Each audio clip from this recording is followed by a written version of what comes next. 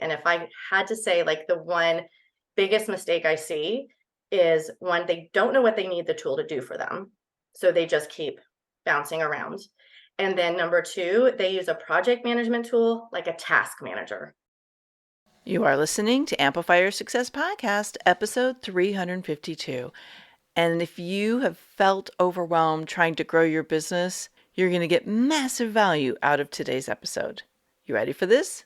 Let's get started. Welcome to the Amplify Your Success Podcast. Get ready to ramp up your revenue, amplify your impact, and make your mark in the world. This is the show for experts, thought leaders, and service professionals who want to shatter their limits and achieve that next level. You're going to find out from other experts and influencers how they made it. Now, let's get amplified. Hey there, inspired entrepreneurs and business leaders. It's your host, Melanie Benson, authority amplifier and possibility igniter for expert-based entrepreneurs who want to have more visibility, more impact, and increase their income in the process. Today, I've got a special guest joining us, and we're talking about something that I think is so common, it's so prevalent, and there's a pretty powerful remedy for it, and that's feeling overwhelmed as you're growing your business. And there's some fundamentals that are often missing that contribute to that overwhelm.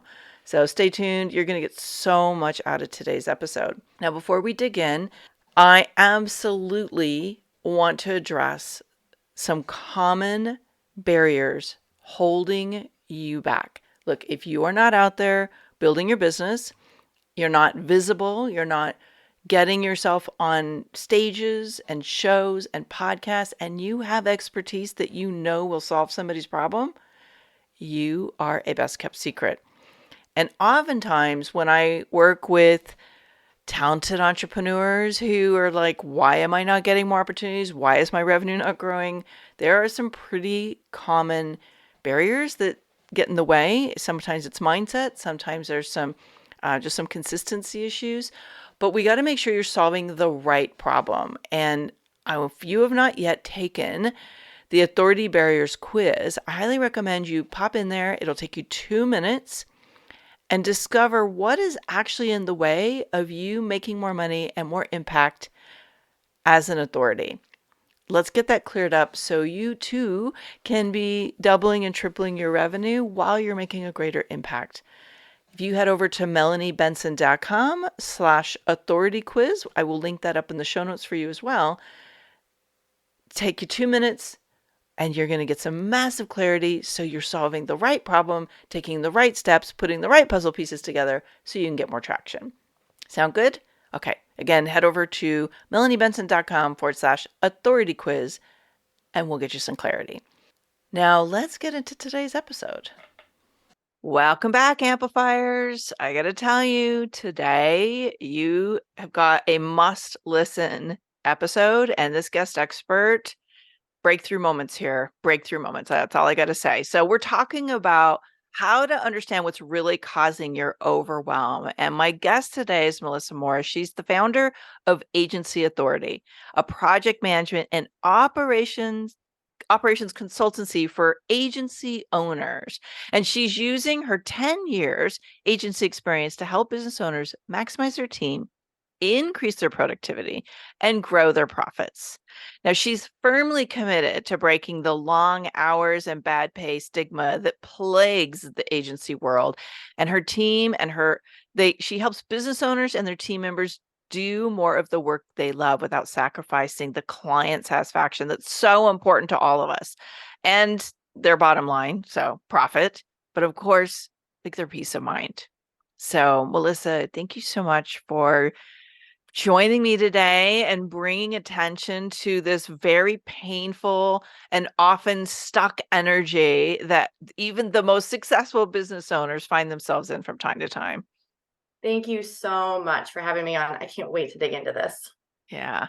So, I don't know, you would not know this because there's nothing in my marketing that refers to this anymore. But when I first started my business in 2000, my specialty was helping people detect their overwhelm triggers. So, yeah, This so is going to be that's extra fun. yes, yeah. So I, of course, the lens that you bring, the strategies you bring to this are super in my heart, because I think all day long as I coach my experts and people who are growing their businesses, this is where they kind of get tripped up as they start feeling overwhelmed and they're solving the wrong problem. So I'm super curious, like, when you're working with a potential client or you're deeply integrated into your client's business or an agency or a team approach, how can you tell when overwhelm is actually coming because they don't have the operations in place?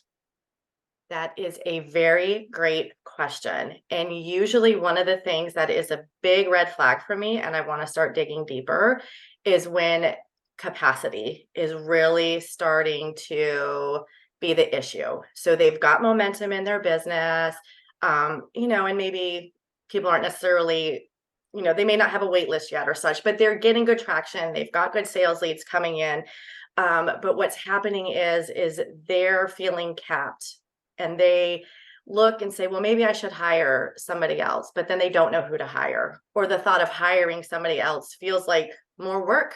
Now I've got to train this person and oversee this person. And it's faster to do it myself. It's just faster to do it myself. So if I'm hearing someone saying it's faster to do it myself, or I don't know who to hire next, or if I'm hearing them saying things like, things are slipping through the cracks, I have a proposal I'm supposed to get back to, things are taking too long, this is usually a sign that some ops issues are going on in the agency. Mm. So, what is the cost that a agency owner or a business owner with lots of people on their team of, like, what is the cost of those kinds of problems when they continue for months and months and months? It can really start to equal thousands of dollars a month when you start looking at it. When we're talking about ops and we're looking at maybe not having tightly defined packages, and now we're having Mm. a lot of scope creep going on. So when I say scope creep, meaning we're doing things that are outside of the set of deliverables. So now you're doing free work and you're paying team members to do that work. So you're not getting the revenue in to turn around and pay your team members for. So scope creep starts to become a big issue. Projects taking much longer than they actually need to take. And when projects are sitting on your plate and they're stalling out and we're not moving them through, we don't have space for new projects and we don't have space for new sales. We need to be moving our clients through. We need to be moving projects through in a timely fashion. And so when you think about lost projects, you think about time spent doing work that you're not getting paid to do. Those two things alone can really start to add up. And I haven't even layered in when we're spending a bunch of time in email and we're chasing down clients for things we need. And we're having a bunch of internal meetings trying to figure out where projects are at and how we're tracking. That again is just starting to exponentially increase the cost. Mm. Yeah, I can see that. It's occurring to me as we're talking that maybe we should unpack the term operations and operational issues a little bit more, right? Because, like, Mhm. you and I know what this term means, but, like, let's just imagine someone's listening in today and they're an entrepreneur that's just starting to hire multiple VAs, or they're even taking that step of hiring multiple employees, or as your bio references, maybe somebody is already owning an agency. They've got multiple team members they're contracting work to. What are operational issues that they should be aware of that might be kind of, well, first of all, sorry, let me back up. What does it mean operational? What does that term mean? Operations is going to be how you carry out the various services, activities in your business. So that is, I guess, like the most simplest term. But then what can that actually start to look like? That's going to look like things like your workflows, documented SOPs, what tools you're using to run your business. So things like a project management tool, something maybe like ClickUp or Asana, a CRM, something like maybe HubSpot or Dubsado, getting those set up well. And then I also like to take that a step further, and we're looking at things like KPIs for your business. So this is where operations continues to lean into either costing you money or saving you money. Like you asked, like, what is the cost by having poor operations?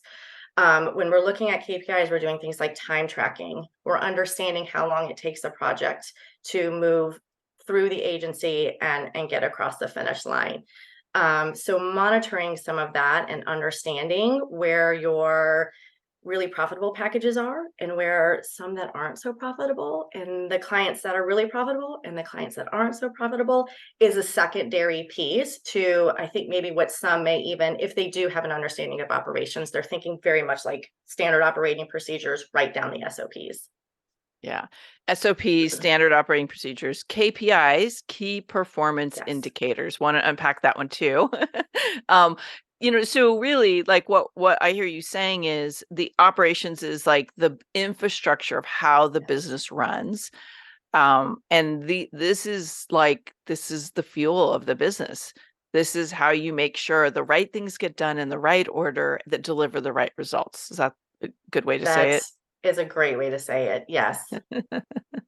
So now let's go to step two, or conversation part B, and that is what kinds of operational issues. So you mentioned a lot of different things there. These are all things that are happening in your business, whether you're conscious to them or not. What could go awry there that actually leads to overwhelm and maybe even feeling so burned out you're questioning whether or not this model is right for you? Yeah. So I'm sorry, what did you say? What was the first part of that question? First part of that question. Uh, what are the operational issues that commonly cause that deep overwhelm? Yes. Okay. So a lot of times it is workflows. So not a clear understanding of what is supposed to happen when, and milestones in those workflows. So milestones will be moments like client approval, an internal review, a design moment, a copy moment, when something's passing from one member to another or to a client and back. When that is not clearly defined, again, that's when scope creep can come in. It's difficult to understand how many projects you can manage at a single time. And so getting those workflows in place is often like a great first step towards getting operations back on track. Because when it's not, that means the business owner is running behind checking everything. And they're asking the designer if this is ready. They're checking in their email to see if this has been done. They're lying awake at night thinking, did we get that finished? Did I hear back from that client? I can't remember where we left off with that. And they're spending so much time like chasing down all these little things that they can't actually concentrate on running the agency. And then it feels like a losing battle. They find a gap, they start leaning in. Sometimes they do recognize some operations or some standard operating procedures, and things can start being put in place. But often I'll hear they're like, I'm just always 6 months behind on that. I'll start, we get movement on it, and then things change, things move. I never seem to get back to it. And then they just always feel like, one step forward, two steps back. And then at that point, it does start to say, well, hiring feels like it's not going to work. I can't get like operations in hand. I can't increase my capacity because I don't have the help. And I'm not making the amount of money I want to be making. What next? I kind of feel like that's the key indicator right there, right? Like I'm not making enough money. And the other thing I heard you say, like the way I've often heard the term used is you become a bottleneck. Like nothing can get done if you are not doing it or you're not touching it in some way. And like I would imagine, like that's where you really stunt your own growth capacity. That's exactly right, because eventually you just do run out of hours in a day. Mhm. You just can't hustle more. You just can't work faster. there's just no more hours in a day. And then I hear the agency owner say, like, well, I need to replicate myself, and I can't. And then sometimes their thought is to, well, I'll just start documenting what I do and I'll start writing these SOPs. And then that's where I hear they're like, but I can never actually get it done. Or I Mhm. get something together and then it changes. And the truth is you often can't just write down step by step because you're bringing in a strategic mindset to it. There are things about that client that aren't documented anywhere else. There's often other pieces to that puzzle than simply documenting, I click here, I click here, I click here to execute a task. Yeah, I could see that.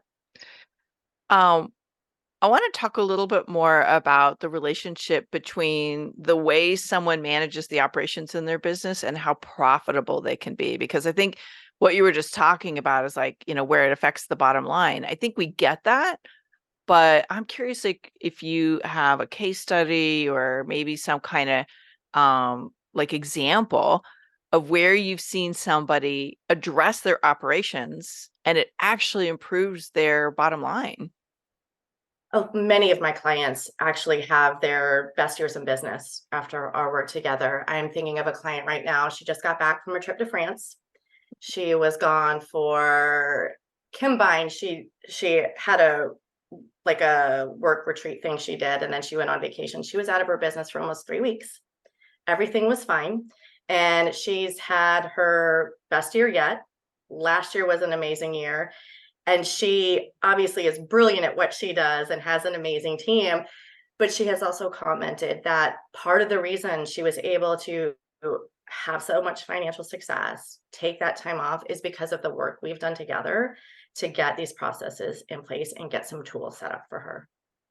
I love that. So, can we unpack that a little bit more? I mean, I know we don't have to give away all your secret sauce, and there's probably a lot of complex pieces of the puzzle that you dig in, but I'd love to get like a visual or some kind of a sense of like what steps should we be taking that you successfully see people like address the overwhelm. A big one is a proper tool in the business, and this is usually going to be a project management tool, because when these are set up properly, that means you are actually able to understand what is going on with all of the projects by maybe looking at a quick dashboard or very quickly popping into, say, ClickUp and saying, show me what team member X is working on and show me what team member Y is working on. That alone can start to save you so much time, because again, you're not shooting them a message in Slack, you're not going into their email, you're not, pinging them, right? You're not chasing them down for this information. So that alone can oftentimes really start to create some time savings. And then the second thing that you really need to start looking at is creating standardization. You need to start getting standardization among your service offerings, the packages, how they're going to be delivered, and how do I know I have delivered it successfully? Not only does this improve your client experience, because your client has so much clarity now on what they're getting, what the transformation is, and what's about to happen for them, but that's also how you start to replicate yourself. That's how you get a team member who can execute on the package, and what's being done, how you want it done. They know what the expectation is, and then everybody starts winning. So I say, like, if we can start getting you in a tool and then start really working to create standardization and streamlining among your offerings, those things will take you very far. I'm so glad you brought up the project management software, because I tell every one of my clients, you need a way to manage all the moving parts without trying to keep it in your head. And it's amazing the resistance people have to using tools like this. But to me, I would implode if we didn't have some Right. project management tools. Yeah, I totally am I a agree. geek that way? Like, am I really just like a techie geek that I love software like that? Or do you see that that's maybe a mindset shift that creative, like kind of more like I want to be in the moment people have to make to really address the overwhelm of running a high performance business? I think when it comes to these project management tools, they're starting to feel a great sense of frustration, and it starts to feel like more work than it's worth. And there are Mhm. very specific reasons why, because a lot of times, first, they don't know what tool to pick. And so they grab what they heard on a podcast or what their friend is doing or whatever, and they think they're going to, just start implementing that in their business. Or they task somebody on their team who is really not equipped to make that decision and try and build out those processes with setting up a project management tool. And then Mm. it's not getting set up properly, and they're frustrated, they feel overwhelmed, they abandon it, and then they go and find something else. And then they hang out in that for a little bit, and it's just kind of like rinse, repeat, rinse, repeat. And if I had to say, like, the one biggest mistake I see is one, they don't know what they need the tool to do for them. So they just keep bouncing around. And then number two, they use a project management tool like a task manager. So in other words, everybody is just dumping all of their to-dos in Asana, and there's no hierarchy, there's no game plan in place. And that doesn't do anybody any good. Like, you might as well just show me your sheet of paper where you've written down your to-dos for the day. Like, that doesn't help me. I can't manipulate data like that. I can't do anything with it. So, and then again, they're frustrated. They're like, great, well, now I've got all these to-dos in here that are past due. And then now I just start writing them down again. And I gave up. Mm. Yeah, that sounds very familiar. And you've mentioned a couple project management tools already. You mentioned ClickUp, you mentioned Asana. We use something called Podio, and people are like, should I use your tool? I'm like, no, it's really, really like a very robust system that most people don't really need unless you're running a multiple 6 and 7 figure business. But like, I mean, I know ideally someone would use a team member like yourself whose specialty is project management and organization, but like, what are the steps somebody should take to really identify the right project management tool for their business? The first step is going to be writing down your workflows, because what that's going to do is that's going to start to bring to the surface what are the important things you need to know about a project. Do I need to know what's stuck and waiting with the client? Do I need to know what's due this week and next week? Do I need to know what's up for internal review for me? And when you're looking at the phases of your workflow, maybe there's a design phase, maybe there's a copywriting phase. You need to really understand that first, because then you can set the tool up so that it can spit that information out to you. So for example, in ClickUp, without getting too techie, like, you could use a status to tell me what's waiting on client for this particular project. So then I can go into ClickUp and I can tell ClickUp, show me every task in here that says waiting on client and deliver it to me. And in a matter of seconds, there it is. And you know everything that's outstanding with the client, or everything that is on hold, everything that is up for the agency owner's review. So you can see how this can start to be useful, not only for batching your work, which is a big time saving, understand where projects are, and understanding just what I need to get done today and what's high priority and what's not high priority, without checking my email and checking my notebook and checking my Post-it note, right? That is pure gold right there. And if you are listening in and you got distracted for a moment, please rewind and listen to that last 3 sentences again, because your ability to prioritize and stay focused on what has to be done first doesn't have to be in your head. Using tools is what liberates you from the overwhelm, but you need to have the right tool programmed so that it can perform for you. So I just want to make sure that really landed for you as you're listening in today. Because when I talk to overwhelmed entrepreneurs all the time, Melissa, this is what it's always about. They don't know what their priorities are, and they don't really know what to do next, and they don't have a way to manage that for themselves. Yeah, they're just living in reactive mode, and you Mhm. can't scale. You can't build a team. You can't increase your profits when you're just reacting to the things that are coming at you. You need to be getting proactive. Yeah, well said.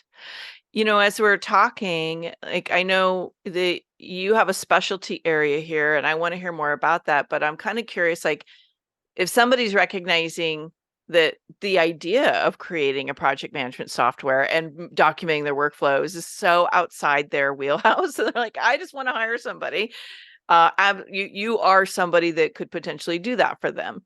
What's the difference between what you do and what, like, most of us are aware of as like an OBM, an online business manager? How do we know when to use you versus like an OBM? Definitely a level of experience, and the breadth of experience is going to be a big one. So a lot of times, not every time, but a lot of times OBMs online business managers. So we think of like a business manager when we relate that to a brick and mortar, and they often have a lot of experience with administrative tasks, invoicing, but they do have more experience than maybe what we would say a virtual assistant has. But where they often don't have experience is in the creation of a project management tool. Like I said, understanding the hierarchy, understanding the workflow. What they often also don't have experience in is managing the team and managing team communication internally, managing the communication with the clients and setting some really solid expectations there. They don't have that experience oftentimes with the time tracking, the profitability, and the digging into streamlining and creating those standards for the service offerings for the agency. So it is actually not uncommon for me and my team to get brought in after someone internally on the team. As I mentioned, sometimes this gets dropped on somebody who's just not equipped to take it all the way across the finish line. And so it's not uncommon for us to be working with an agency owner and maybe, someone who's kind of been their right hand for a while, or who is like an OBM type of role. And they've really gotten things as far as they can, though. And now there's a need for that higher level of support. Yeah, totally get that. I want to just talk about bottlenecks a little bit more, because as you're talking, I just like this whole vision of where we get in our own way keeps coming up for me. And I believe, in my experience, 22 years in this business and 35 years in corporate total, or not 35 years in corporate, but 35 years total in business. We oftentimes can't see where we're in our own way, because it's like that horrible boiled frog analogy, right? Like we kind of been simmering in this problem for so long, we don't realize we could be doing something different. How can you help somebody uncover and identify the bottlenecks that are really keeping them in overwhelm? Yeah, it's like a forest through the trees thing, I think, too. Like sometimes they're in it so much and they know the things so well that they just have a hard time seeing a different way or looking at it with a different perspective and those ahas. So we spend a lot of time with questions. Like I'm often digging into the person's business, and I joke that my favorite question is why? Like, why are we doing that? And maybe that's a little bit of a rebel in me. I want to, challenge your status quo there in your business, in your agency. And it's not uncommon for me to ask, okay, why are we doing it that way? And them to say, I don't really know. I don't really know why we're doing it that way. And it's often because they started as a solopreneur and they were just going and going. And then a team member came on, and then another team member came on, and then another team member came on.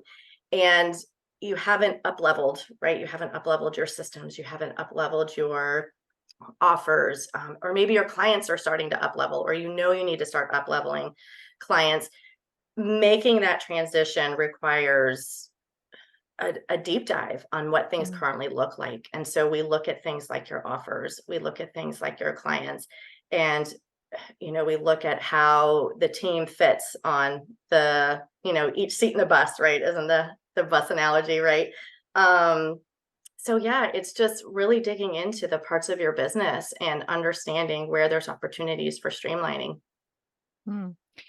And my guess is one of the best ways to get that clarity would be to book a call with you. Yes. Like, and how, Yes. if somebody wanted to find out more about how you can help them, and if you're the right support system for them at this stage of their business, where would they go and what would that look like for them?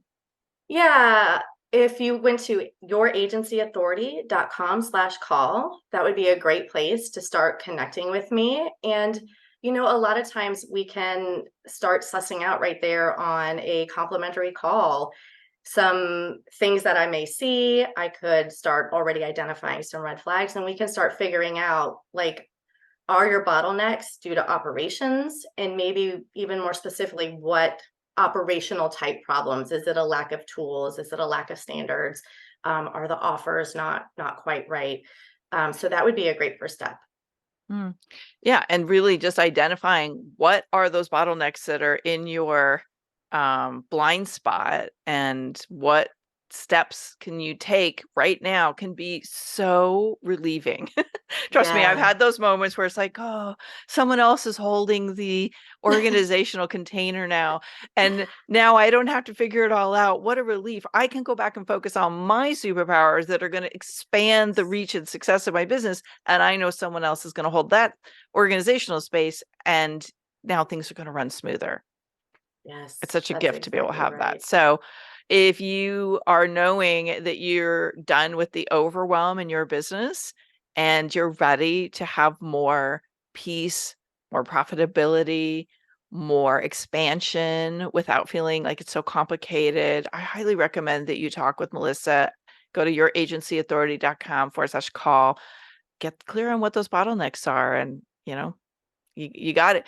I find that having the right support people in your business, whether it's from a consulting place or from it's an execution place, is life-changing. So I hope you take advantage of that with Michelle.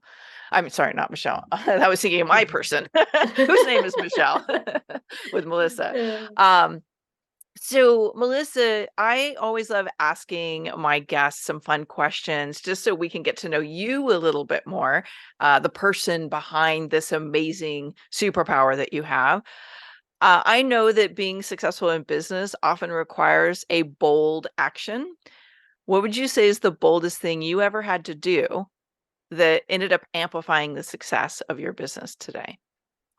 I don't know if it's going to make me sound not very bold, but my bold was hiring.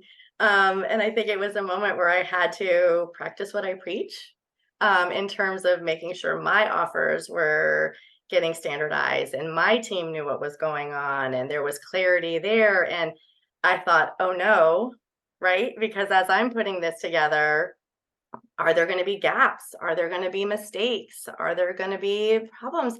And the answer is yes. Like those little things are going to come up and going to happen. But it felt very scary. I guess maybe it's like the web designer designing their own website. It felt just like kind of a very vulnerable time. And I just kind of had to go for it though. Yeah, I love that. And I actually think that is bold. I mean, it's Okay, bold good. to Thanks. invest money in other people to grow your business. Yes. And, it's true. My other podcast, we were just talking about that with my co-host Sam Riley. Like we were just talking about like that elevating your business means you've got to spend some time getting the operations to be a smooth flowing um, system. What Yes. is one thing you wish you would have done sooner? Oh, community. Um, Oh, interesting. yes. Okay, do tell. Tell what would have Yes. happened for you? So I don't think it's a secret that, entrepreneurship can feel lonely, especially when people are just starting out. And I really shied away from like group programs. I had done some private coaching, bought the courses kind of deal. And I don't know why, but something about like the group dynamic felt to me like that's not going to be like I just want someone to tell me the direct answer. But I joined a group program and was in it for 2 years, and the power of that community and those other smart women and the relationships that came from that has benefited my business in ways that I just like I can't even put a number to. Mm. So if someone had told me like, oh my gosh, get in a community of other smart, capable business owners, someone should have just told me that a long time ago because it was definitely a game changer. I love that. So, can I just go a little deeper with that one? Because I agree. Like to me, the collaborative energy that emerges when you're in the right community it's like where 90% of my profits originally came from. Like, and not only that, but like the camaraderie and the clarity that emerges when you're like in that rising tide is huge. Like when you say community, do you mean just like going to events? Do you mean like joining a mastermind or like getting involved in like a paid membership, or is it all of it? I'm just kind of curious what that looked like for you. What it looked like for me was a group coaching program, Mm, and there was a mastermind component to it, though, and yeah. there was a lot of like, and it was a very good group where there was a Facebook group and there was lots of conversation. And I really did put an effort to really connect with the people in that. I was scheduling a lot of individual calls with people from the group to learn more about them, to share what I do, see how we could support each other, and just really trying to show up and give value when I could. So for me, it looked like a group program that had this mastermind component. I could see how it looked like, potentially working for somebody locally if they're just getting very involved with um, a local group of entrepreneurs or a mastermind of sorts. But I think there was just so much value in being with other people who were in the same places business as I was, feeling the same struggles. Some I would say were in different stages of life, which was actually kind of nice to see. But it was just so powerful. So I would encourage anybody. It's lonely being an entrepreneur, and we work from home sometimes, and you're just kind of like in your bubble. And when you can connect with other people, it's really powerful. I agree. 100%. I'm a huge fan. So, Melissa, thank you. This is such an enlightening conversation today. And I just am so grateful for the work you do in the world, because obviously you have a superpower that so many of us creative entrepreneurs really need. And our businesses can be transformed because you show up and do what you do in the world. So thank you. Oh, thank you. I enjoyed our conversation. Thanks for tuning in today, Amplifier. Be sure to join us right now in the Amplify Your Authority community at authorityamplifiers.com, and I'll share my 7 proven tips to be a highly paid expert that stands out in a crowded market. Plus, we're going to keep this conversation going, and I want to hear from you how you're going to amplify your authority and make a greater impact. Before you go, please take a minute to give our show and our guests some love over on your favorite podcasting platform. Subscribe, rate, and review. Leave your full name, and I'll spotlight you and your authority on social media.